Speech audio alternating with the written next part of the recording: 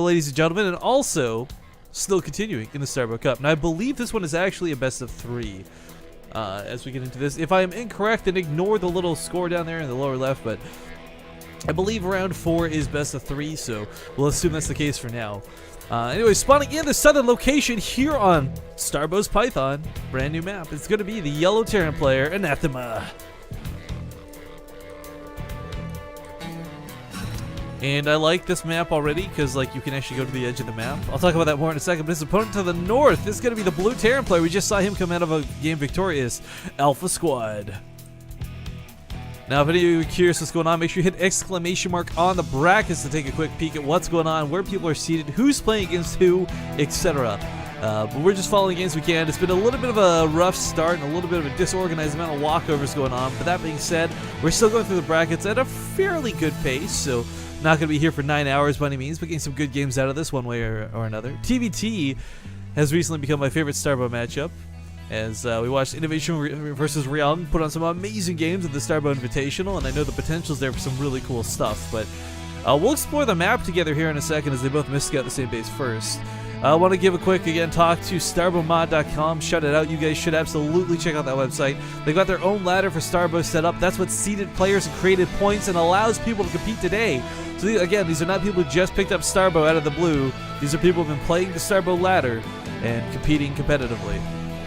Although I guess that is a little bit redundant to say, because you can't compete uncompetitively, I guess. Unless you're Naniwa. Oh! Jokes, topical humor, etc. Hashtag IEM.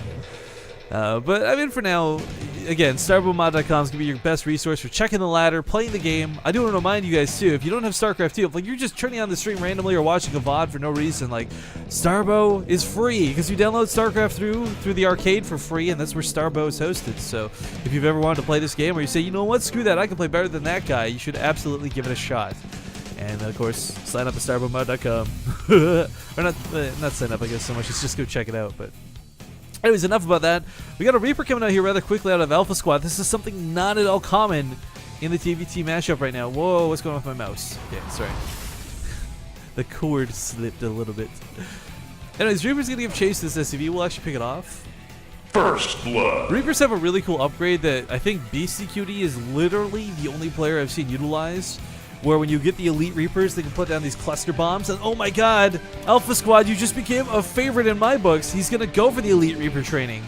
So the cluster bombs are kind of like spider mines that don't chase, and they detonate after a minute or two. No, what is it, 10 seconds? Hang on. 7 seconds, man, I'm just guesstimating here. But Reapers, they don't have quite the OP regen, or I shouldn't say the OP, they still regenerate, but they don't have like the same mechanics that a normal Reaper does. It kind of feels like they're just slightly weaker units in that regard, but in response to seeing a Reaper, he made his own. Won't work, though, as there's 2 Reapers here instead of 1, and damage is going to be a little bit more favorable for that of Alphasquad. Does run into the SUVs, though, so no combat drugs will kick in anytime soon, and these Reapers got to be careful as they get out of the base. As the Reaper giving chase, has to think twice about it. So the Elite Reaper training coming in, it's not going to buff these guys insanely. Like, Elite Reaper training is not going to be a ton of damage to GG and you lose and all these things. But again, the cluster bombs are really cool. They go down, you set them, about 7 seconds later they detonate, and there's no limited charges. So it's not like spider mines where you only get 3 per Reaper. You have unlimited of these, but they're on an actual cooldown. Now he does scout to see what the tech path is going to be, and he sees vultures. This might make him hesitate on investing in too many more Reapers. You can still trade out with vultures. It's not at all like Hellions, but still with good micro and good control, a vulture will beat out a Reaper any given day, ability. But still got to be careful as we see the vultures. Yeah, I'm going to chase these out for the time being, but Elite Reaper training does kick in, and boy, do these look cool. On top of that, on top of looking more badass, they've now got the cluster bomb ability. Piercing rockets. Ooh, on the Banshee, he proxied a starport while this was going on. I'm sorry, I was too focused on the Reapers, guys. Talk about more about the starport in a second, but this will these cluster charges deal a ton of damage to buildings. As we see, almost takes out that depot with 1 round. They'll be off cooldown in about probably another 5 or 10 seconds, but you got to keep these alive. Doing some great control here. Dives in a little bit too far. Has to be careful. Reaper's still a big threat, but piercing rockets, guys. Increased the Banshee range by 2. And Banshee's actually received a slight damage upgrade recently. As before, Banshee's kind of hit like a wet noodle. They really weren't doing a lot of damage in Starbow, and we didn't see a lot of them get utilized pretty much because of this. But I guess maybe now instead of taking like 4 or 3 shots to kill a worker, maybe it's only 2. I've actually not seen the new the new Banshee in effect just yet.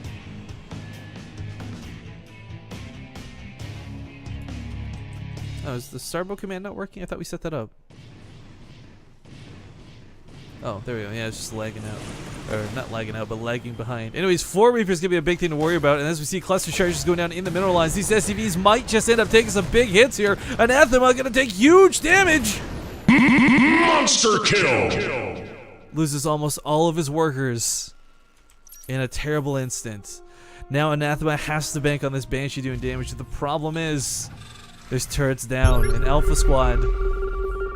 This has got to be like a paranoia thing, because he's not scouted this, of course. But safe than sorry. He's got 2 turrets to cover his mineral line. And looks like these Reapers are not done yet. Remote detonations, activate! And we see even the Vulture go down. These may actually trade out with a tank, something that would otherwise be an impossibility, but in Starbow, the game is a little bit different. Now they're down the cluster charges. These wolf-friendly fires, you gotta be careful.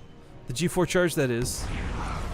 I'm wondering if you cannot actually attack these. They don't have a health value, so maybe you can't actually kill them. Oh, if he stops siege mode, he gets siege mode, and that is pretty much game, folks. Yeah, GG is called. Alphasquad will take game number 1 in a rather convincing fashion with some really cool tactics. Big hats off and applause to him.